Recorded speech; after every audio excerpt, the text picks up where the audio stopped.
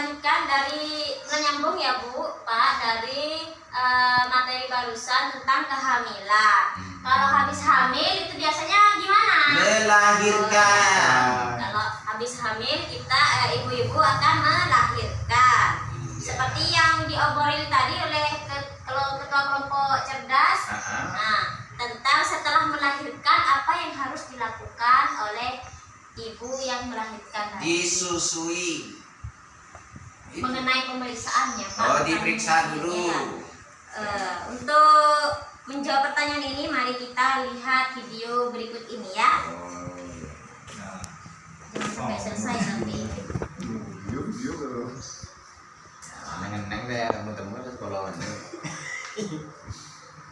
Ini deh, mas Sabtu.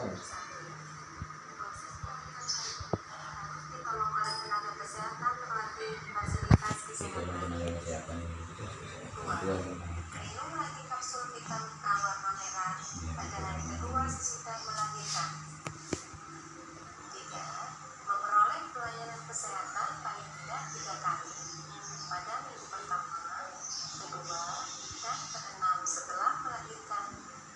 4. Memperoleh dan mengkonsumsi tablet tambah darah setiap hari selama 40 hari berturut-turut atau sesuai anjuran dari tenaga kesehatan jika menderita kurang darah akibat perdarahan saat melahirkan. 5. Memperoleh konseling perorangan atau kelompok tentang kesehatan khususnya perawatan bayi baru lahir, menyusui eksklusif, dan pemberian MPASI dimulai dari bayi usia 6 bulan. 6. Menggunakan alat kontrasepsi sesuai anjuran petugas kesehatan untuk mencegah kehamilan sampai bayi berusia minimal 2 tahun. Sudah, itu ya dulu ya. Oh my god. Ya. Jadi dari video tadi di mana seharusnya ibu hamil itu melahirkan yang baik, Pak, Bu? Diperiksakan Di Di rumah. mana? di puskesmas atau Di teman-teman. puskesmas atau tenaga Kesehatan. medis atau kesehatan, karena dikhawatirkan terjadi kegagalan atau bahaya melahirkan yang tidak bisa ditangani di rumah. Kemudian berapa kali Bu, Pak, dalam pemeriksaan kesehatan setelah melahirkan minimal? 3 kali. Ya, 3 kali ya. Perawatan kesehatan ibu nifas dan bidan atau dokter dilaksanakan minimal 3 kali. Yang pertama ini 6 jam sampai 3 hari setelah melahirkan. Itu adalah masa-masa rawan bagi ibu yang melahirkan. Takutnya ada yang tidak beres waktu melahirkan, gitu ya Pak ya.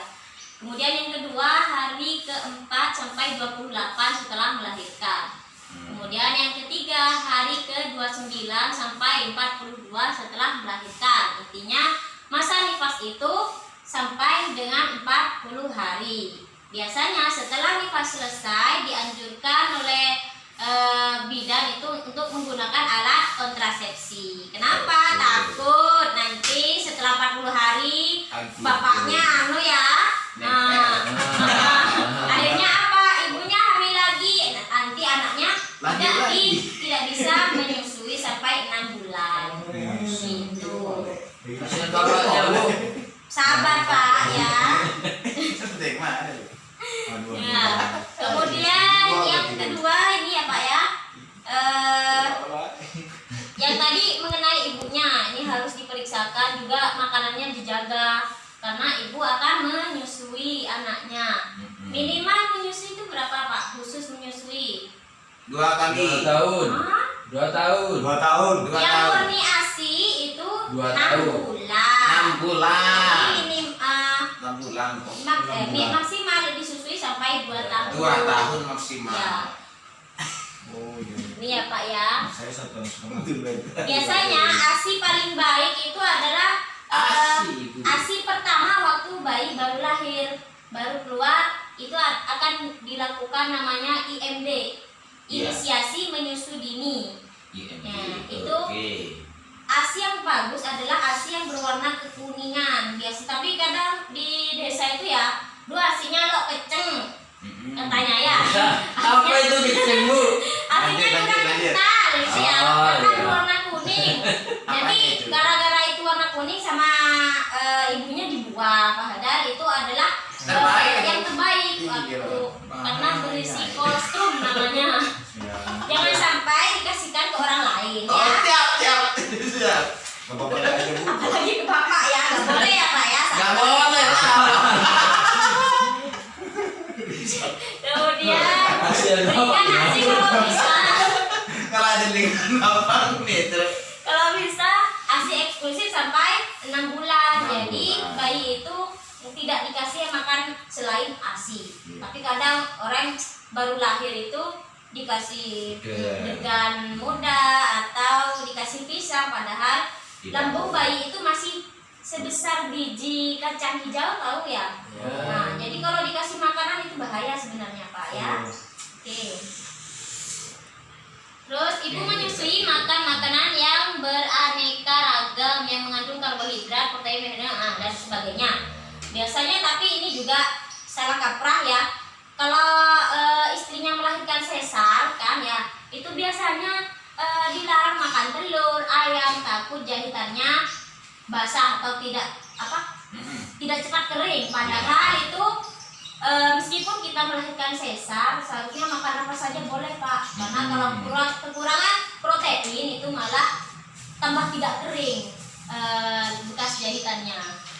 Kemudian kebutuhan air minum ibu menyusui adalah 12-14 gelas sehari. Nah, ini harus dijaga juga agar produksi ASI-nya bisa terus berjalan dan kebutuhan untuk anaknya bisa terpenuhi. Ya, kira-kira ada pertanyaan nggak Pak Bu mengenai ini? Tidak ada. Ya, ya sudah. Habis ini akan dilanjutkan oleh teman saya